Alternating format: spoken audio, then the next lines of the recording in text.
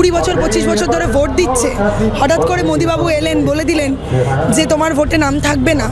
কিন্তু এই ভোটারগুলোকে দিয়েই তিনি আজকে প্রধানমন্ত্রীর চেয়ারটা নিয়ে বসে আছেন। আজকে বাংলা বললে বাংলাদেশে দাগিয়ে দিচ্ছে। খারাপ লাগে না আপনাদের? যারা আমাদের ঘুষপেটিয়া বলে দাগিয়ে দিচ্ছে, যারা আমাদের বলে দিচ্ছে আমরা টাকাদার পেরিয়ে এসেছি অন্যায্য পথে, সেই বিজেপি, সেই শুভেন্দুবাবু, এদের বিরুদ্ধে লড়াই। আজ 6ই মার্চ, এই ক্ষেত্রে আজকে যে ধর্ণা অবস্থান কর্মসূচি, আমরা জানি বিধানসভা ভোটের আর কিছু মুহূর্ত বাকি।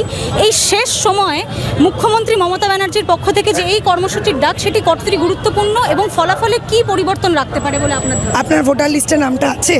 পরিবারের কারোর বাদ গেছে? এটা আমার ব্যক্তিগত প্রশ্ন। যার বাড়ির নামটা বাদ গেছে তারা জানে 20 বছর 25 বছর ধরে ভোট দিচ্ছে, হঠাৎ করে মোদিবাবু এলেন, বলে দিলেন যে তোমার ভোটে নাম থাকবে না। কিন্তু এই ভোটারগুলোকে দিয়েই তিনি আজকে প্রধানমন্ত্রীর চেয়ারটা নিয়ে বসে আছেন। ভাবতে পারেন কতটা স্বৈরাচারী, কতটা স্বেচ্ছাচারিতা থাকলে আজকে বাংলা বললে বাংলাদেশে দাগিয়ে দিচ্ছে। খারাপ লাগে না আপনাদের? আপনিও বাংলাভাষী, আমিও বাংলাভাষী, আমরা বাংলাদেশি। এই বাংলা মাটি আমার জন্মভূমি। যারা আমাদের ঘুষপেটিয়া বলে দাগিয়ে দিচ্ছে, যারা আমাদের বলে দিচ্ছে আমরা টাকাদার পেরিয়ে এসেছি অন্যায্য পথে, সেই বিজেপি, সেই শুভেন্দুবাবু, এদের বিরুদ্ধে লড়াই। যারা ন্যায্য ভোটারকে অন্যায্য করে দিচ্ছে, ডিলিট করে দিচ্ছে, 3বার 4বার করে শুনানিতে ডেকেছে, সব ডকুমেন্ট জমা দেওয়ার পরেও শুধু নাম কাটতে হবে বলে কেটেছে। ক্ষমতা থাকলে কেন নাম কাটলো সেই রিজনটা দিয়ে কাটুক, নেই অকাদ। কারণ শুভেন্দুবাবুদের অকাদ একটাই, মানুষের কণ্ঠ রোধ করা। আর মমতা বন্দ্যোপাধ্যায়ের অকাদ কি জানেন? যিনি সচিত্র পরিচয়পত্রের জন্য এই রাস্তা, এই পথকে রক্তাক্ত হতে হয়েছিল সেই হারমাদ পুলিশের হাতে। শুধু বলেছিল এপিক কার্ড না হলে নো ভোট নো এপিক, কারণ সচিত্র পরিচয়পত্র না হলে ভোট লুট হচ্ছিল। মমতা বন্দ্যোপাধ্যায় সেদিনও জয়ী হয়েছিলেন। আজ দিল্লির জমিদারদের বিরুদ্ধে মমতা বন্দ্যোপাধ্যায়ই জয়ী হবেন, সেটা শুধু সময়ের অপেক্ষা। বাংলার মানুষ মমতা বন্দ্যোপাধ্যায়কে চতুর্থবারের জন্য মুখ্যমন্ত্রী হিসেবে গ্রহণ করে নিয়েছে। ভোট হোক না হোক, মমতা বন্দ্যোপাধ্যায় এই রাজ্যের মুখ্যমন্ত্রী আগামীবারের জন্য, চতুর্থবারের জন্য। ভোটটা আপনারা ভাবছেন 2026-এর লড়াই, না, এটা 2029-এর লড়াই। একটু বড় আকারে যদি দেখেন গ্যালারিটা, বুঝতে পাবেন সারা ভারতবর্ষের জননেত্রী কে এখন? মমতা বন্দ্যোপাধ্যায়। জয় মমতার নাম সকলে করছে। সুপ্রিম কোর্টে গিয়ে যে আন্দোলন সাধারণ মানুষের, তাকে আরও উদ্বুদ্ধ করেছে।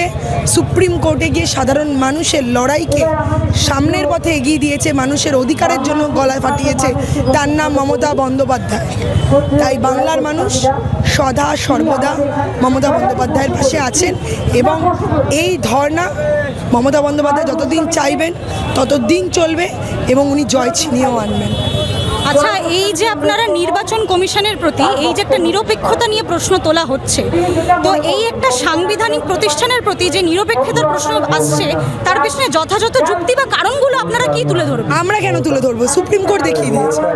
সুপ্রিম কোর্ট বলে দিয়েছে যে অ্যাডমিট কার্ড তোমরা অ্যাকসেপ্ট করছো না কেন, কোন স্বার্থে, এবং বায়াসড হয়ে যাচ্ছে বারংবার। আজকে শুভেন্দুবাবু বলেছিল 1,20,30,00,000 বাদ যাবে।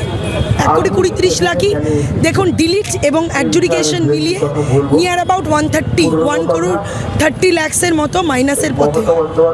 কেন? ওরা ডিক্টেটরশিপ চালাবে আর জ্ঞানীশ কুমার ভ্যানিশ করতে বসে থাকবে। ওনার নাম ওই জন্য ভ্যানিশ কুমার। মোদি শাহ বা বিজেপি দলের এখন 3 ভাই, ইডি, সিবিআই, ইসিআই। ইডিকে দিয়ে কাজ হলো না, সিবিআইকে দিয়ে হচ্ছে না, এখন বাকি আছে ইসিআই। এবার রাজ্যপালকে তুলে নিয়ে গিয়ে চেষ্টা করছে এই ভোটটাকে স্পয়েল করার। শুনুন, যতই করুন হামলা, আবার জিতবে বাংলা। কারণ এই বাংলা দুর্জয় ঘাটি, এই বাংলা ব্রিটিশকে দিয়েছে, এই বাংলা ব্রিটিশের বুট চাঁদা বিজেপিকে খেদাবে। এটা শুধু সময়ের অপেক্ষা।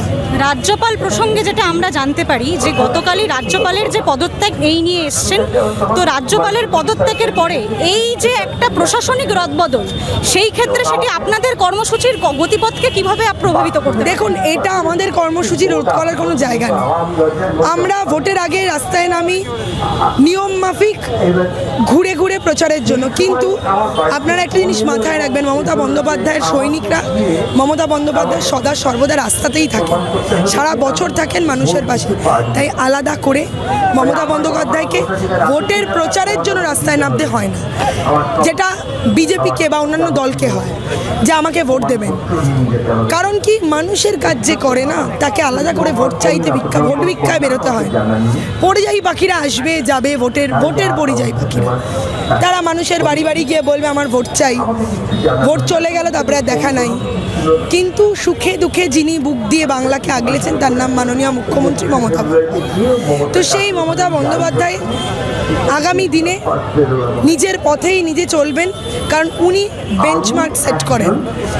এই যে আমরা দেখছি রাজ্যপালের রদবদল, আপনারা বুঝছেন না, বিজেপির অঙ্গুলি হেলনে না চললেই তাকে বারংবার রিজাইন করতে হয়েছে। গত দিনেও আমরা দেখেছি, এর ধানকার গেছিলেন, এবার ইনি গেলেন, এবার যিনি আসছেন দেখা যাক তিনি তার কী রূপ নিয়ে আসেন।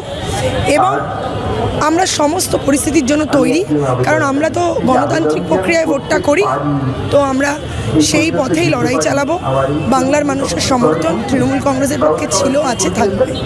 এই শেষ সময় মমতা ব্যানার্জির পক্ষ থেকে যে শেষ প্রকল্পটি এসছে তার দিক থেকে যুবসাথী, ঠিক আছে, যুবসাথীতে দেখা যাচ্ছে যে বাংলার অর্ধেক জনগণ, সেখানেও মানুষ বলতে চাইছেন যে আমরা ভাতা নয় চাকরি চাই।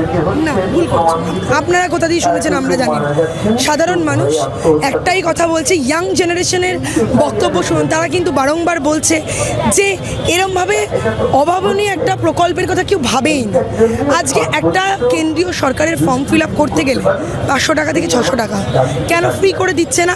মুখ্যমন্ত্রী চাইছেন মানুষ আরও বেশি করে পড়াশোনা করুন, তার জন্য কন্যাশ্রী হয়েছে, তার জন্য যুবশ্রী দিয়েছে, তার জন্য এই বর্তমানে যুবসাথী হচ্ছে, যাতে আরও একটা বই কিনতে গেলে মিনিমাম 500 টাকা দাম, একটা কম্পারেটিভ এক্সামের জন্য বই খাতাপত্র কেন চাইবে? গাড়ি ভাড়ার জন্য বাবা মায়ের কাছে সরকার দেবে। এবং বিদেশে আপনি একটু তাকিয়ে দেখুন, ব্রিটেন থেকে শুরু করে জার্মানির বিভিন্ন জায়গায় এরকম স্কলারশিপ চালু আছে স্টুডেন্টসদের জন্য, এরাও তো স্টুডেন্টস, তাই জন্যই দেওয়া।